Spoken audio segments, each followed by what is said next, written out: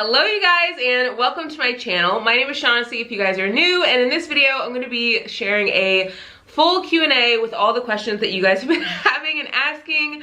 I've never done a dedicated Q&A video. This is my first one, so I'm really excited about it. Click the subscribe button if you guys want to see more videos from me, because I upload videos on Tuesdays, Thursdays, and Saturdays. And check out my Instagram if you guys haven't already, so you guys can see how I style all the pieces that I haul in a lot of these videos here. So yeah, I just have a ton of like really good questions from you guys that I'm going to go through.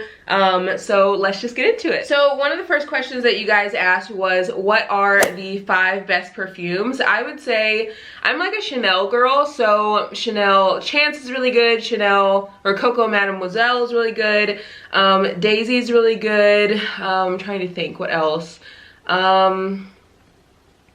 I don't know, those are top 3. I really like, for like an affordable option, I really like the Alt Fragrances Suds perfume. It smells literally just like soap, and it's really nice because I'll like wear it whenever I get out of the shower, or when I'm going to bed, or when I just want to like smell really like fresh.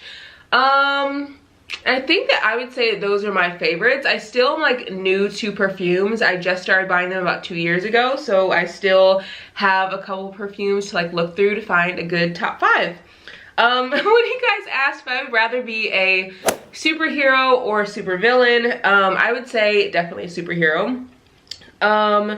What are names that I love? Oh my gosh, okay, so I feel like every girl has like a list of names that they just like really like. I really like the name Quincy, Hendrix, Trenton, Harvest, Owens, and Hudson, which I know those are like probably weird names, but like I just think they're cute. I also have a really big thing for names that are like for a male but sound like a female name, or for a female and that sound like a male name. Like if I named a girl like a really like a name that almost like no girl ever has had, but like men have it and it's pretty frequent for men, I would think that would be cool. Do I have any advice for new bloggers?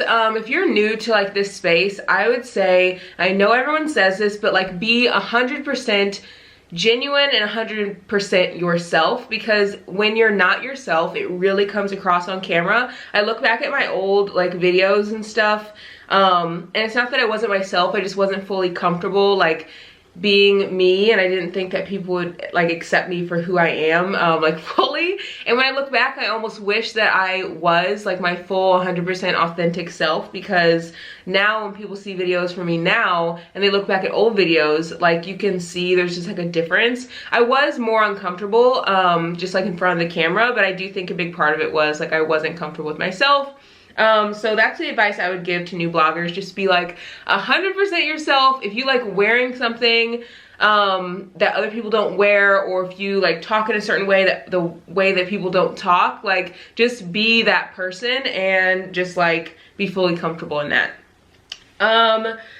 When you guys asked what made me decide to move back to Springfield after college, I think a big part of moving back to my hometown, if you guys aren't aware, Springfield, Illinois, moving back to the area was a big decision for my husband and I. He had 2 opportunities to like go for a career, and one of them was in our hometown. We really thought about it, and I feel like the biggest push for us was children in the future, if we have any. If we don't end up ever having any, then you know, at least we'll still be close to home and close to family. But that was the biggest thing. We just wanted to be like near family. But I'm actually so glad I made this decision, because living in a small town is so nice. It's really affordable living, and it makes it really easy to be able to travel anywhere that I want, because it is so affordable here.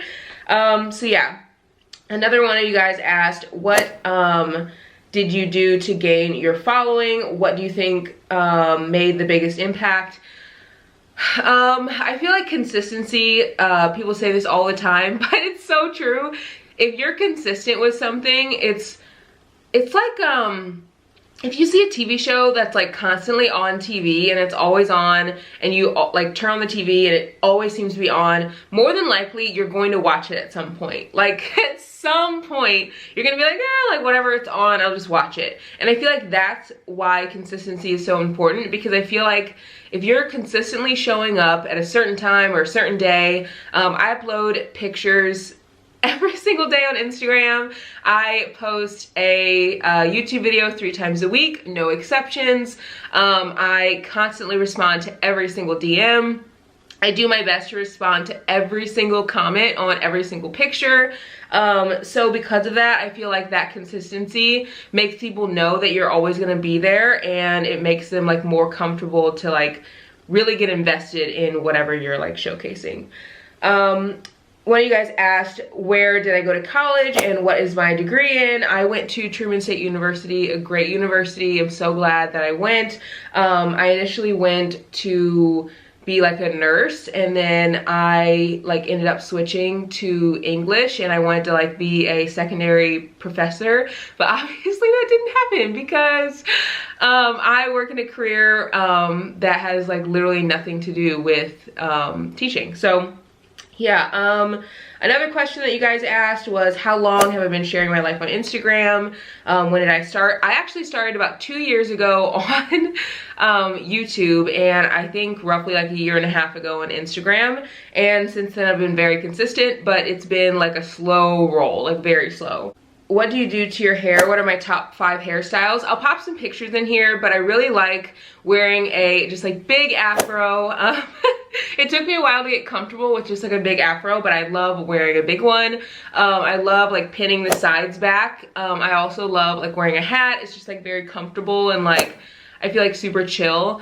I love wearing like a little poof on the top of my head. I think that's cute. And then another style that I very rarely wear is I like slick it back in the front and do like a low bun. But I don't really wear my hair like that very often because I can never get like the front like the way that I want it to be, like slicked back enough, you know?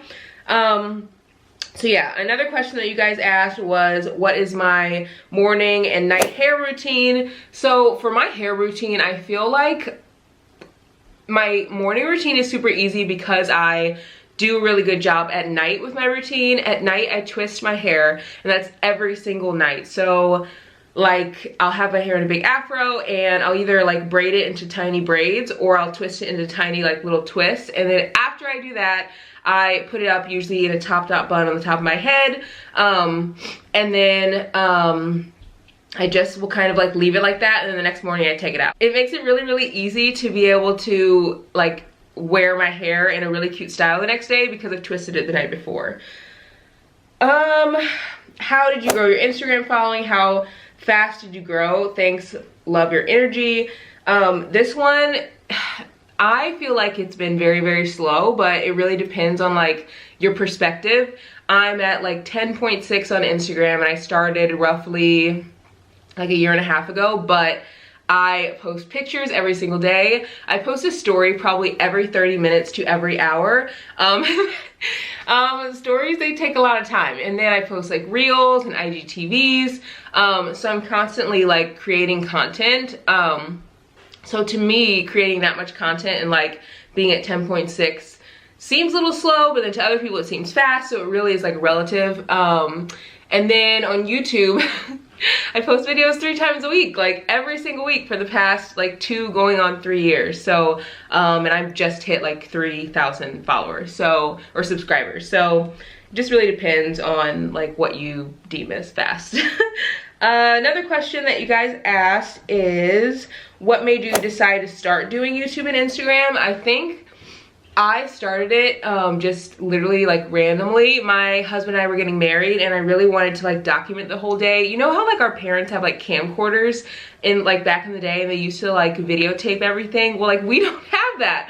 And so I wanted to like find a way to like videotape everything and like save it in a spot where I wouldn't lose it, because I took a ton of pictures in my younger age and saved it like on a desktop, and the desktop is like gone. Hard drive's gone, pictures are gone. So I really wanted it to be like saved. So if you look back at my old videos, and all of them are still there, I made like, which honestly, I'm like so uncomfortable in front of the camera, but I created videos that were like what brides should know when they get married. I created like vlogs for like the whole process. We had a ton of crazy stuff happen during our wedding, and it was super stressful, but somehow I like remained calm.